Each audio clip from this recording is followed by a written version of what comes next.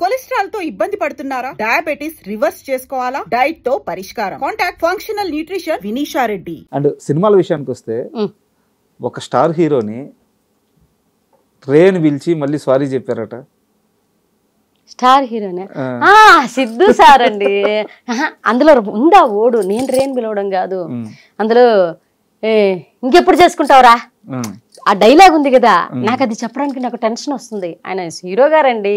ఆ ఓడు ఎలారంటే కథలో ఉంది కదమ్మా అన్నాడు. హీరోనే అన్నారు. డైలాగ్ చెప్పండి. ఒరే ఇంకెప్పుడు చేసుకుంటారా పెళ్ళా అంటాను కదా. అదే అన్నప్పుడు ఆ డైలాగ్ సార్ రావద్దు సార్, రే ఎందుకు రాశారు, ఇంకెప్పుడు చేసుకుంటావు పెళ్ళి అంటాను అంటే అప్పుడు బాగా వస్తుందా ఫ్యామిలీలో చిన్నమ్మ పిన్నిలు ఇలాగే కదా మాట్లాడతారని సిద్ధు సార్ అంటున్నారు. ముందు సిద్ధు సార్ డీజే టీవీలో ఆ డైలాగ్ చెప్పేటప్పుడు సార్ ముందు చెప్పిస్తారండి, ఒకసారి అనుకుందామని అంటారు ఆయన. ఆ సీన్ ఒకసారి ఆయన రిహార్సల్ చేసినప్పుడు అది చెప్పేటప్పుడు నేను డైరెక్టర్ సార్ చూసి మల్లికార్జున సార్ ఆ సార్ చూసి సార్ రేయన్ రాశారు సార్ నాకు భయం వేస్తుంది అని అంటే పర్లే అంటున్నారు. సిద్ధు సార్ ఇంకెప్పుడు చేసుకుంటారా పెళ్ళారా అని ఇట్లా చేయబెట్టి అనేసి సారీ సార్ అన్నట్టు పర్లేదమ్మా అది కథలో ఉంది కదా అంటున్నారు. నాకు సినిమాల అవకాశాలు వస్తున్నాయి, వీళ్ళతో ఎలా నడుచుకోవాలో తెలియదు, ఎట్లా నడుచుకుంటే ఏ గొడవలు వస్తాయి అని ఒక టెన్షను. పెద్ద వాళ్ళతో వచ్చింది, ఎత్తుకోవడం పెద్ద హీరోతో వచ్చింది. ఆయన మంచి హీరో, అప్పటికి ఆయన రైటింగ్ రేంజ్ లో వెళ్తుంది సినిమా వెళ్ళేటప్పుడు. డిజెట్ వెళ్ళిన తర్వాత ఆయన మంచి చాలా పెద్ద హీరో అయ్యారు. అప్పటికి చెప్పారన్నమాట ఆయన పడ్డ స్ట్రగుల్ ఇదంతా వినున్నా నేను. ముందు రోజు ఆయన ఇంటర్వ్యూలు కొన్ని చూశాను, అదంతా చూసి చాలా గొప్ప మంచి యాక్టర్తో చేయబోతున్నాం మనం అని ఆ గుడ్ ఫీల్తో వెళ్ళాను. ఆ గుడ్ ఫీల్ ఇది ఒకటి రాసి పెట్టారు.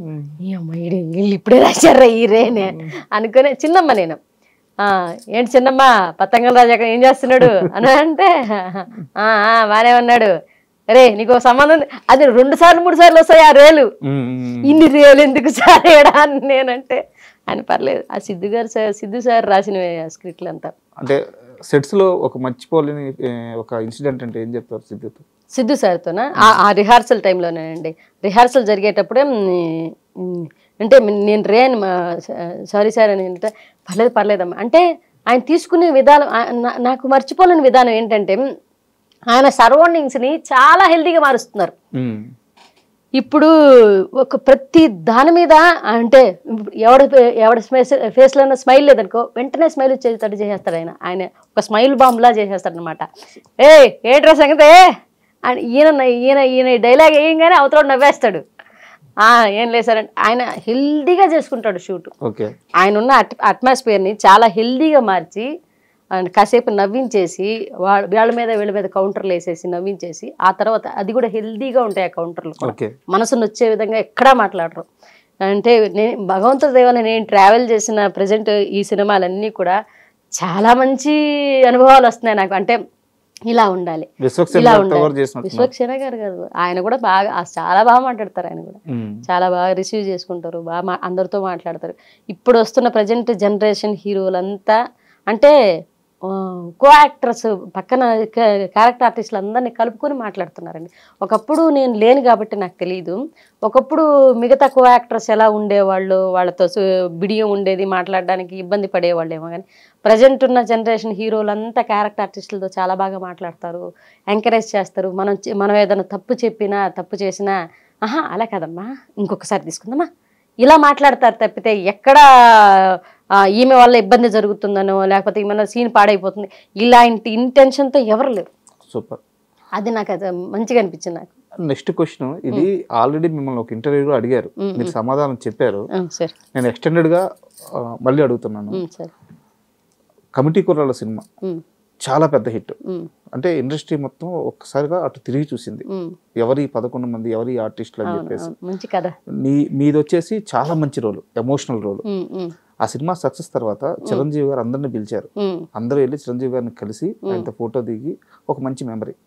యాక్చువల్గా ఆ రోజు మీరు కూడా వెళ్ళాలి. నాకెవరు నన్ను పిలవలేదండి, నన్ను ఎవరు పిలవలేదు. యాక్చువల్లీ మా ప్రసాద్ బెహ్రా ఏమన్నాడు, చిరంజీవి సార్ దగ్గరికి పోతున్నారని నాకెవరో చెప్పలేదు. ఇట్లా నన్ను పిలుచుంటే నేను చిరంజీవి సార్ దగ్గరికి ఎవరు పోకుండా ఉంటారండి. మా ముందు వెలిగిన ఒక పెద్ద హీరో అతను, తన ఇండస్ట్రీని ఓ రేంజ్లో నిలబెట్టిన వ్యక్తి ఆయన. అంటే నాకు చాలా అభిమానం మా గురువు గారు. ఆయన దగ్గర పోకుండా ఎవరు ఉంటారు. బట్ నాకు ఇదేమంటే ఈవెంట్ ఉంటుంది కదా, సాంగ్ లాంచ్ ఈవెంట్లు, ఆ ఈవెంట్లు పిలిస్తే నాకు భయం అని చెప్పాను మా ప్రసాద్ భయ్యతో. అరే ఈవెంట్లకు రావాలంటే నాకు ఏదో సిగ్గుగా ఉంటాను రా, నేను అక్కడ రావచ్చు కదనే, ఎన్నిసార్లు ఎప్పుడు ఇంట్లో ఎందుకుంటావు, ఇట్లా ఈవెంట్లో కనపడాలి కంటే బాబోయ్ పెద్ద పెద్దోళ్ళు వస్తారు, ఆ ఈవెంట్లో నాకు ఏదో టెన్షన్ ఉంటుందిరా, ఏం మాట్లాడాలి అర్థం కాదు, నువ్వేం మాట్లాడబోదు వచ్చి కూర్చోడాలని. బట్ నేను పోలేదు. ఒకసారి మాత్రం ఈ సినిమా అయిపోయిన తర్వాత నాగబాబు గారు ఈ అవార్డ్స్ లాగా ఇచ్చారన్నమాట. సినిమా కమిటీ కుర్రాళ్ళు సినిమా అయిపోయిన తర్వాత అక్కడికి వెళ్ళాను. కానీ ఈ వీళ్ళందరూ హీరోలందరూ పోయి లాంచ్ ఈవెంట్స్ జరిగేటప్పుడు నేను పోలేదు. మన అవార్డ్స్ మన ప్రసాద్ ల్యాబ్ లో అప్పుడు వెళ్ళాను. మళ్ళీ అప్పుడు వెళ్ళారు. కలవాలని ఉందా చిరంజీవి గారిని? అయ్యి ఎందుకుండదండి, ఈ క్షణమైనా ఉంటుంది. ఒక్కసారి మన నెల్లూరు యాసలో చిరంజీవి గారిని కలవాలని ఉందని ఒక్కసారి చెప్తారా? అయ్యా తప్పకుండా సార్, మిమ్మల్ని ఓపాలి, ఒక్కసారి వచ్చి ఒక్క ఫోటో తీసుకుంటారు సార్. ఉంటుందండి. అంటే మీకు ఒక విషయం చెప్పాలి. చిరంజీవి సార్ది డాడీ అనే ఒక సినిమా వచ్చింది. అప్పటికి నేను చాలా చిన్నపిల్లని. మా నాన్నమ్మ గారిని తీసుకొని, మా నాన్నగారు చనిపోయి ఉన్నారు. డాడీ అనే ఒక సినిమా వచ్చింది. మేము తాళ్లపూడి నుంచి ముత్తుకూరులో సినిమా థియేటర్స్ ఆడేవి, వాణి హాలు ఇలా థియేటర్స్ ఉండేవి. ఆ థియేటర్కి ఈ సినిమా చూడడానికి తాళ్లపూడి నుంచి ముత్తుకూరు వరకు నడిచెళ్ళామండి మేము. నడిచెళ్ళి అంటే ఇంటి దగ్గర ఈ డబ్బులు ఖర్చు పెట్టేస్తే థియేటర్కి ఉండవని చెప్పి మా నాన్నమ్మ గారు తీసుకెళ్లారు. మా నాన్నమ్మ తీసుకెళ్తే బిలో మధ్య తరగతి. అప్పటికి చిరంజీవి సార్ అంటే రేంజ్ అభిమానం మామూలుగా కాదు. ఇప్పుడు ఇంకా నడుచుకొని వెళ్ళి మా నాన్నమ్మతో చిన్నపిల్లలం స్కూల్కి ఎగ్గొట్టి నడుచుకొని వెళ్ళి థియేటర్కి వెళ్ళి వాణి థియేటర్లో ఫస్ట్ సెకండ్ థర్డ్ బెంచ్లు ఉంటాయన్నమాట. నేను వెళ్ళి కింద నేల టికెట్లు తీసుకొని కింద కూర్చొని చూసామని డాడీ సినిమా.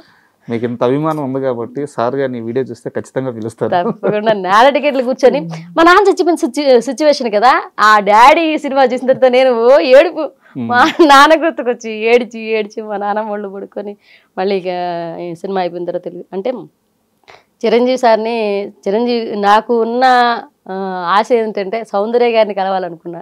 నేను రాక్తరికి భగవంతుడి దగ్గర అది అవ్వలేదు. నేను రాక్తరికి మేడం కాలం చేశారు. నాకు అదొక అసంతృప్తి అలా ఉండిపోయింది. ఇండస్ట్రీకి వచ్చాను, సౌందర్య గారితో ఒక ఫోటో ఫస్ట్లో అనుకునేదాన్ని, ఇండస్ట్రీకి రాకముందు అసలు సౌందర్య గారిని చూస్తానా, సౌందర్య గారు అంటే చాలా ఇష్టం, సౌందర్య గారిని చూస్తానా, సౌందర్య గారిని కలుస్తానా, నేను ఈవెంట్లు చేసుకునే అప్పుడు అనుకున్నాను. ఇండస్ట్రీ దాకా వచ్చిన తర్వాత అప్పటికే ఆవిడ చనిపోయారు. అరే నేను ఆ తర్వాత ఒక హీరోయిన్ కూడా ఇష్టపడలేదు అనమాట. అంటే నాకు ఒక రకమైన భయం వేసింది. ఓయ్ మనం ఒకవేళ అభిమానించేవాళ్ళు చచ్చిపోతే అది ఇంత బాధ ఉంటుందా అనేసి తర్వాత నేను ఎవరిని అభిమానించలేదండి. హీరోల్ని ఎవరిని అభిమానించినా కానీ వాళ్ళని కలుద్దాం, చిరంజీవి సార్ని కలుద్దాం, ఒక ఫోటో తీద్దాం. నాకు రామ్ చరణ్ గారన్నా, అల్లు అర్జున్ గారన్నా, నా ఫేవరెట్ హీరో ప్రజెంట్ ఉన్న జనరేషన్ అయితే రామ్ చరణ్ గారు, మహేష్ గారు అంటే పిచ్చి. మహేష్ గారు, రామ్ చరణ్ గారు, అల్లు అర్జున్ గారు బాగా ఇష్టం అన్నమాట. ఇంక చిరంజీవి గారు అంటే మా గురువు గారు అంటాను నేను. సార్ అంటే చాలా. అంటే ఇప్పుడు చేతిలో ఏ ప్రాజెక్ట్స్ ఉన్నాయి? ప్రజెంట్ వచ్చేసి నవీన్ పోలిసిటీ గారితో ఒక సినిమా చేశానండి. రీసెంట్ గా చేశాను. మిత్రమండలి అయిపోయిన తర్వాత కమిటీ కుర్రాళ్ళు, మిత్రమండలి, లైలా, కా మూవీ వరుసగా ఒక 2024లోనే ఒకే సంవత్సరంలో 6 సినిమాలు చేశానండి. 6 సినిమాలు చేశాను. 1-2 రోజులు అయితే 6 సినిమాలు చేశాను. ఇయర్లో అయితే చాలా తక్కువ 2025లో. కానీ ఇయర్ ఎండింగ్కి వస్తున్న తర్వాత ఇప్పుడు సినిమాలు వస్తున్నాయి. నిన్న కూడా ఒక సినిమా ఆఫర్ వచ్చింది. రీసెంట్గా ఐశ్వర్య రాజేష్ గారు వస్తున్నారు కదా, ఆవిడ సినిమా ఒకటి స్టార్ట్ అవుతుంది. నిన్న వచ్చిన కాల్ అది. దాంట్లో 12 రోజులు అడుగున్నారండి. నెక్స్ట్ మంత్ డేట్లు కూడా చెప్పున్నారు. అదొకటి ఉంది. ఆ తర్వాత ఒడిశాలో ఒక మూవీ, ఒడిశాలో షూటింగ్ అంట, అది 5 రోజులు, అది చెప్పున్నారు. దానికి దీనికి క్లాష్ అయితే అదన్నా ఒప్పుకుంటా, ఇదన్నా ఒప్పుకుంటా. ఇంకా డేట్లు next month shooting. Serials present అయితే ఏం చేయట్లేదండి. సీరియల్స్ ఎందుకు చేయట్లేదంటే, ఒకసారి నేను పొరపాటుగా 2 సీరియల్స్ ఒకేసారి ఒప్పేసుకున్నాను. ఆ 2 సీరియల్ డేట్లు ఉన్నప్పుడే సినిమా చెప్పేవాళ్ళు అనమాట. ఒక సీరియల్ నడుస్తోంది, ఏముండో శ్రీమతి గారు అనేసి జెమినీలో ఒక సీరియల్ నడిచేది. అది ప్రభాకర్ అన్నాడు ప్రొడక్షన్. ప్రభాకర్ అన్న చాలా అమ్మ చెల్లి అని చెప్పి చాలా అభిమానిస్తారండి. పిలిచి మరీ నాకు స్టార్ మాలో ఒక సీరియల్ నడిచేదండి. ఏం సీరియల్ అబ్బా అది నాకు పేరు గుర్తు రావట్లేదు. ఆయన వైఫ్ క్యారెక్టర్ చేశాను నేను. మా సుబ్బు గారికి ఫోన్ చేసి అన్న మా సుబ్బు గారికి ఫోన్ చేసి, సుబ్రహ్మణ్యం అన్న నాకు నీరజమ్మ కావాలి, ఒక సీరియల్ మేము ఇద్దరం భార్య భర్తలుగా చేయబోతున్నాం. ఫస్ట్ హాఫ్లో మాత్రం ఒక వైఫ్ ఉంటుంది, నేను తమ్ముడి క్యారెక్టర్ చేయబోతున్నాను, డ్యూయల్ రోల్ అన్న, నాకు అతను కావాలి అని అంటే అన్నది ఖచ్చితంగా. మా ఆయనకి ఫోన్ చేసి తర్వాత నాకు ఫోన్ చేశారు, చెల్లమ్మ నువ్వు చేస్తున్నారా నాతో అంటే, అన్నయ్య థ్యాంక్ యూ అన్న చేస్తానని చెప్పాను. ఎప్పుడు జీ తెలుగు కామెడీ క్లబ్ తర్వాత ఆ సీరియల్తోనే మాట్లాడడం గుర్తుపెట్టుకొని నా ఫోన్ నెంబర్ కనుక్కొని సీను అన్నకి చేసి మళ్ళీ నాకు చేయకుండా సుబ్బు గారికి చేసి తర్వాత నాకు చేశారు. చెల్లమ్మ మన ఎదురం చేస్తున్నారా అంటే, అన్నయ్య థ్యాంక్ యూ సో మచ్ గుర్తుపెట్టుకుని అంటే జీ తెలుగు తర్వాత ఈ రోజేనమ్మా మళ్ళీ నాకు గుర్తుకొచ్చారు, నా మైండ్లోకి వచ్చారు. ఆ రెబల్ క్యారెక్టర్ ఒకటి ఉంది, నన్ను దబాయిస్తూ మమ్మల్ని కమాండ్ చేసే క్యారెక్టర్ ఒకటి నువ్వు చేయాలని అన్నారు. సరే సరే అని చెప్పి నేను చేసి అది ప్రేరణ, బిగ్ బాస్ ప్రేరణకి అమ్మ క్యారెక్టర్ చేశాను అనమాట. ప్రసాద్ బెహ్రా మీకు ఇంత క్లోజ్ కదా, తన పైన ఆ లైంగిక ఆరోపణల కేసు రావడం, తన అరెస్ట్ అవ్వడం, ఆ పీరియడ్ లో మీకు ఎలా అనిపించింది? బాధేసిందండి. అంటే మీరు నమ్మారా? ఆమె కూడా నాకు తెలిసిన అమ్మాయి, ఆమె నాకు తెలిసిన అమ్మాయి, ఈ అబ్బాయి నాకు తెలిసిన అమ్మాయి. ఆమెతో నేను మాట్లాడి అంటే వాళ్ళ వ్యక్తిగత జీవితాలు నేను ఇప్పుడు మీడియా ముందు కూడా మాట్లాడకూడదు, బట్ వాళ్ళిద్దరూ నాకు తెలుసు, ఇద్దరు నాకు తెలుసు. నేను ఆమెతో మాట్లాడాను అనమాట. కాదురా ఎప్పుడు ఆ రోజు నేను షూట్కి అసలు వెళ్ళలేదు, వాళ్ళిద్దరు గొడవ జరిగిన రోజు నా పోర్షన్ అయిపోయింది అక్కడతోటి. ఆ సిరీస్లో నేను ఉన్నాను, ఆ ముందు సిరీస్లోనే ఆ సిరీస్లోనే నేను ఉన్నాను, నాది అయిపోయింది, నేను వచ్చేసాను. ముందు తర్వాత వాళ్ళు చెప్పాడు, ప్రసాద్ బెహ్రాకి తనకి హీరోయిన్కి గొడవ జరిగింది, ఆమె కేసు పెట్టింది. అదేంట్రా కేసు పెట్టడం? నేను వెంటనే అమ్మాయికి మెసేజ్ చేసి కాల్ చేస్తే ఎత్తలే, మెసేజ్ చేశాను. అది కాదురా ఏం జరిగింది, నువ్వు ఈ కేసు పెట్టడం ఏంటంటే నీకు సంబంధం లేని విషయం అక్క ఇది, నీకు సంబంధం లేని విషయం అని. మనకు ఏం జరుగుతుందో పడేదాన్ని నాకే తెలుస్తుంది అని అంట.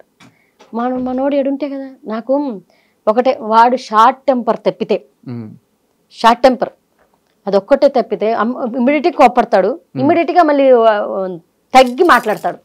ఎవరినైతే కోప్పడతాడో మళ్ళీ వాడికి క్షమాపణ చెప్తాడు. ఎవరిని వాడు స్ట్రగుల్లో ఉన్నప్పుడు, వాడు స్కిట్లు రాసేటప్పుడు ఎవరన్నా వచ్చి మాట్లాడుతుంటే జరగరా రాస్తుంటే ఏంటరా మీ గొడవ అంటాడు. వెంటనే రే రాస్తున్నారా ప్లీజ్ రాగండిరా ఇంట్లో అంటే. ఇప్పుడు అది తప్పితే వాడి దగ్గర చూసిన నెగిటివ్ పాయింట్ ఏం లేదండి. మీరు మాట్లాడారా తను స్టేషన్కి వెళ్ళిన సమయంలో లేకపోతే తిరిగి వచ్చిన సమయంలో? నేను నాకు ఏం మాట్లాడండి, ఇరుక్కుంది ఈ కేసు, నేను ఏం మాట్లాడాలా, నాకు ఏం మాట్లాడాలో అర్థం కాలే. ఫస్ట్ ఆఫ్ ఆల్ నేను పోలీస్ స్టేషన్ దాకా వెళ్ళాల. అప్పటికి 2 channels, TV channels, Sakshi and TV9 దగ్గర నుంచి నాకు 2 టీవీ ఛానల్స్ దగ్గర నుంచి కాల్ వచ్చింది. ప్రసాద్ బెహ్రా గారు పలానా లైంగిక కేసులో ఉన్నారు, మీరు వచ్చి ఏమన్నా మాట్లాడతారంటే, వాళ్ళ వ్యక్తిగత జీవితాలు, నేను వాళ్ళ కుటుంబ సభ్యులని, కో-యాక్టర్ని, కాకపోతే వాళ్ళతో ర్యాప్ నా షూటింగ్ వరకే ఉంది. అంతవరకు వచ్చి నేను అక్కడ ఛానల్లో కూర్చొని మాట్లాడడం అనేది ధర్మమే కాదు, వాళ్ళ కుటుంబ సభ్యురాలనే కాదు, అట్లనే వాళ్ళతో 24 hours ర్యాపాలో ఉన్నానా అంటే లేను, బెస్ట్ ఫ్రెండ్స్ నేను కదా, నేను ఒక యాక్టర్ని, నేను వచ్చి వాళ్ళ జీవితాల గురించి ఏం మాట్లాడడం ధర్మం ఉండేది. అందులో నాకు 2 ఆడపిల్లలు ఉన్నారు, ఇలాంటి వాటి విషయాలు నేనేం మాట్లాడతాను అని నేను మాట్లాడలా, పోలీస్ స్టేషన్ దాకా పోలే. ఆ తర్వాత ప్రసాద్ బెహ్రాతో నాకు ఏం మాట్లాడాలో అర్థం కాలేదండి. ఫస్ట్ ఆఫ్ ఆల్ నాకు నువ్వు పోయి అమ్మాయిని వేధించావా అని అడగలేము. ఏం నా తమ్ముడండి, వాడు నా తమ్ముడు, నేను ఏం పాయింట్ రేస్ చేసి మాట్లాడాలో నాకు ఒక రకమైన మొహమాటం అయిపోయింది వాడు మొహంలో చూసి. ఆ తర్వాత సిరీస్ స్టార్ట్ చేసాం, వచ్చిన వెంటనే సిరీస్ స్టార్ట్ చేశాడు మనశాంతిగా. నేను వెళ్ళినప్పుడు చాలా కూల్గా నార్మల్గా ఉంది తన ప్రవర్తన. నేను కూర్చొని నాకేం మాట్లాడాలో తెలియలేదురా అంటే, వదిలేవే పర్లేదు. గారు ఫైనల్ క్వశ్చన్, మన నెల్లూరు అంటే ఫుడ్కి చాలా ఫేమస్. అవును. మన నెల్లూరు ఫుడ్ మీకు బాగా నచ్చే ఫుడ్ ఏంటి? నెల్లూరు ఫుడ్ అంటే నాకు అన్నీ నచ్చుతాయండి. పచ్చళ్ళు చాలా బాగా ఇష్టం, గోంగూర పచ్చళ్ళు, టమాటో. నెల్లూరులో దొరికినటువంటి కూరలు, నెల్లూరులో దొరికినటువంటి ఫుడ్ బయట ఎక్కడ దొరకదండి. నాకు నెల్లూరు కారం దోశలు చాలా ఇష్టం. నెల్లూరు కారం దోశలు, నెల్లూరు గోంగూర పచ్చళ్ళు, టమాటా పచ్చళ్ళు, ఇవి బాగుంటాయి. నెల్లూరు ఊరగాయలు బాగా పెడతారండి, అవి చాలా ఇష్టం. నేను వదిలేశారు ఏంటది నెల్లూరు చేపల పులుసు అంటున్నారా? నేను తినను కదండి, అంటే మ్యారేజ్కి ముందు తిన్నాను, అది వేరే క్యాస్ట్లో ఉన్నాను కాబట్టి. ఆఫ్టర్ మ్యారేజ్ నాకు తినడానికి అవ్వలేదు, తెలియదు, అలా వదిలేసాను అనమాట. అండ్ థ్యాంక్ యూ అండి, ఎందుకంటే చాలా బిజీగా ఉన్నారు మీరు ఇప్పుడు. అవును, ఇప్పుడు కూడా డబ్బింగ్కి వెళ్ళాలి. అలాంటి బిజీ సమయంలో కూడా నా కోసం మా ఐడ్రీమ్ కోసం సమయం కేటాయించి ఇంటర్వ్యూకి వచ్చినందుకు Thank you so much. నిజంగా చాలా చాలా థ్యాంక్ యూ. థ్యాంక్ యూ అండి, thank you so much. And don't forget to subscribe to iDream. And for more videos, Please subscribe to iDream. Please subscribe to iDream. Please subscribe iDream. And please subscribe to iDream. For more videos, subscribe to iDream. please like, share and subscribe to the channel. Congratulations, iDream. Subscribe to iDream. Subscribe to iDream. So subscribe to iDream Media. iDream ki iDream team andarki huge congratulations. Please subscribe iDream Media. Please subscribe to iDream. Subscribe iDream. Please subscribe to iDream. iDream అంటే నా కళల channel subscribe చేసుకున్న నోరు తిరుగుతలేదు, మీరైతే గంట గుర్తు కొట్టండి. For more such videos, please subscribe to iDream. Subscribe to iDream. Please subscribe to iDream. Please subscribe iDream Media. Please do subscribe to iDream. Please subscribe to iDream Media. For best entertainment and information, please subscribe iDream.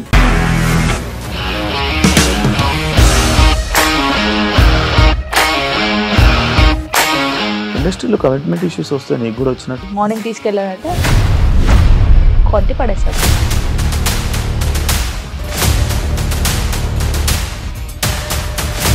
ఒక్కళ్ళు కూడా చూడలేదు ఈ cinema అని చెప్పడానికి కూడా చాలా ధైర్యం కావాలి. అది నిజం కదా, దాంట్లో ధైర్యం ఏంటి? నెక్స్ట్ డే ప్లేట్ మార్చేస్తే తప్పు కదా. As of now, we are comfortable this అని నేను అనుకుంటున్నాను. రష్మిక గారిది మీది ఒకే ఊరంట కదా? నీకు కోపం వచ్చిందంటే బాగా తిట్టేత్తరా? తిట్టేద్దామండి. నిజంగా గేమ్ ని ఎలా చేంజ్ చేయగలిగారు? ఏపీఎస్ఎఫ్సి వాళ్ళకి 6 నెలల్లో నేను 6 లక్షలు కట్టా. బిజినెస్ చేయాలనుకుంటే it is as difficult as riding a tiger.